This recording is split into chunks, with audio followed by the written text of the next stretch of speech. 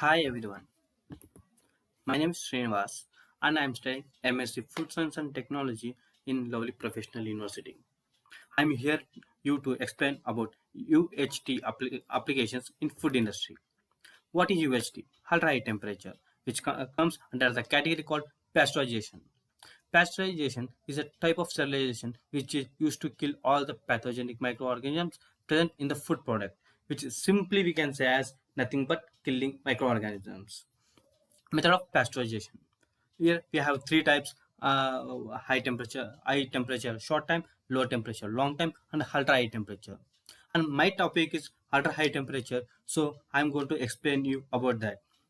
Ultra high temperature is nothing but given a high temperature in low time. For example, as 135 degrees Celsius for 2 seconds. It is UHT. Yeah, as I said in the previous slide, we can see here as processing temperature is 135 to 150 degrees Celsius and the time is 1 to 4 seconds. In left side of the peak, we can show that and it simply says that the high range of temperature may give you some health hazards, which it is showing as a danger mark. And right side of the peak is showing you the benefits of pasteurization. The benefits are killing bacteria, maintaining taste of milk, and increasing shelf life, and avoiding health hazards. Yeah, purpose of UHT processing. To achieve a long shelf life, to kill all heat spots, to inactivate some yeast, to activate some enzymes, to increase the sugar concentrations. Several packing forms using aseptic UH process are cans, forward molded containers, bag box. As I have mentioned, only few here, but other than this, there are paper boards, plastics, foil, plastic laminates, flexible pouches, and bulk totes. Yeah, there are many other. For basic type of aseptic packaging lines are there. In simply you can say as fill and seal as juice bottles, form, fill and seal. For example, Tetra packs, erect, fill and seal, which are we can say gabby top cartons, thermal form, fill, sealed, which are plastic soup cans, and the last one it is blow mold, fill, seal. There are many other types of aseptic packaging lines, but majorly these are the five. Yeah. Now I'm here to teach about UHT methods, which are direct heating and indirect heating, flash cooling. These are the three methods. Firstly, we can see about direct heating methods. Direct systems.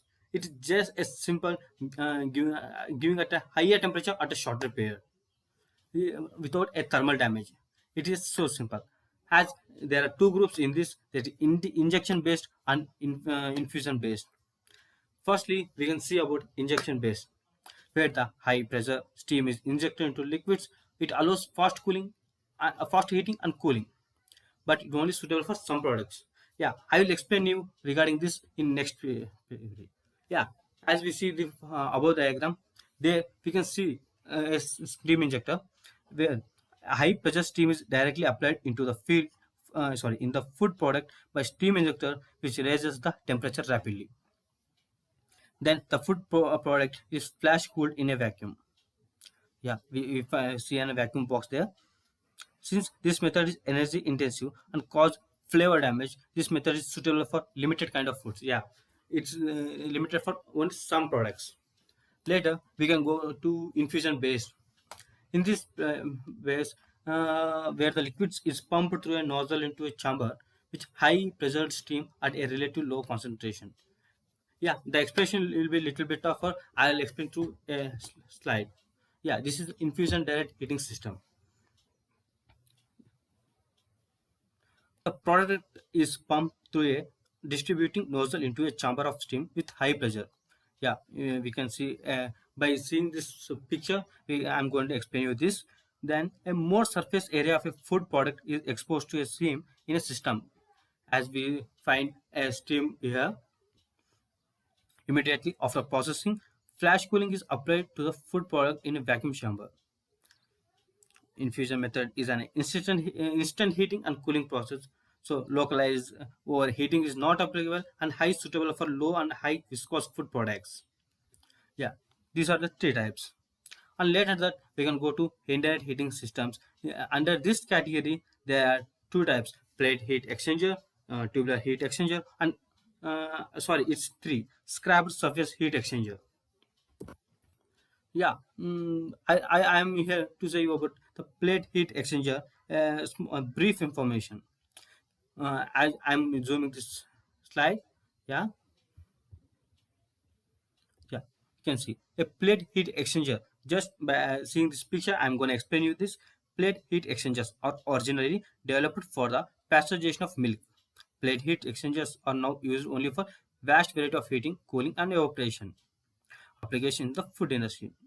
This consists of a stack of corrugated thin metal plates. As we find, thin metal plates have been placed here together as it form continuous flow channels into the liquid exchanging heat. Gaskets are placed between the plates to prevent leakage. As we see the this gas leakages. Okay. Yeah. Advantages in plate heating system. We can see the flexibility, sanitation will be clean, and a high heat transfer coefficient. And it is a compactness. These are the advantages. And disadvantage, there are only few disadvantages when compared to plate heat exchanger. It is nothing but a narrow size of a flow channel because it is too heavy process. The need of gaskets is also a disadvantage. And later that a simple explanation regarding a tubular heat exchanger. The simplest representative of this group consists of a pair of concentric tubes. Yeah, the pair of concentric tubes have been placed here. As this diagram is vertically, we can't see the another one. For ease of cleaning, the food product usually flows into the inner tube, and the heating or cooling medium is outer anode space. Yes, yeah, yeah. Flash cooling, which means a hot product is passed into a holding tube, and then the vacuum chamber when it suddenly loses its temperature and vaporizes. Yeah, there are some nutrients effects in UHT. It's nothing but UHT. Here, after the UHT, which means the product is passed to ultra high temperature, the calories remain same, the calcium remains same, but there will be some problem like protein structure is different from that of pasteurized milk, prevents it from separating in cheese packing, and 1 milli what microgram of folate per 100 grams is pasteurized. Some loss of vitamin B12, vitamin C, and thiamine can occur in UST milk. Yeah, the UST process. It is a simple steps. As I've written one of two steps here. As we see in the picture, is first we produce a raw milk and later preheating, which is done under the around 5 degrees Celsius. Homogenization in their systems only. In their systems is nothing but there will be a stainless steel container. It will not be connected directly towards steam and holding a preheat temperature.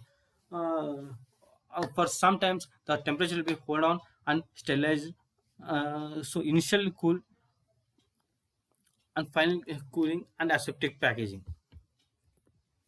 Uses of ultra high temperature. As initially I said you that to maintain high quality, long shelf life, packaging size, and cheaper in packaging. The picture is showing that what is difference between traditional and the shelf. What I can say, traditional cartons are shelf life cell cartons. Difficulties with UHT. There will be some sterility problem and particle size. Different size particles have different cooking points, so it will be a little bit problem. Equipment, maintaining of equipment is not easy, and keeping quality. Applications of UHT in food industries. Yes, we can see in many other industries other than milk, like fruit juices, cream, soy milk, yogurt, wine, soups, honey, stews. Why not? So many. Yeah, there is a small video related to this ultra high temperature setup. And I'll try to play you for you. Sorry guys, there is something issue. The video is not going to play, but I'll try to make you to play directly to online. Just wait a second. Sorry guys, there was something issue, but I have pasted this link in references part. You can watch the video later. Yeah, here are the some references. I have followed it. It includes some Wikipedia information from Food Buddies and one of the notes. And here we can see the fourth link, which is a YouTube link, which I shared a video I'm gonna play. Yeah, and last, here you have. Thank you for listening my presentation and save a code today.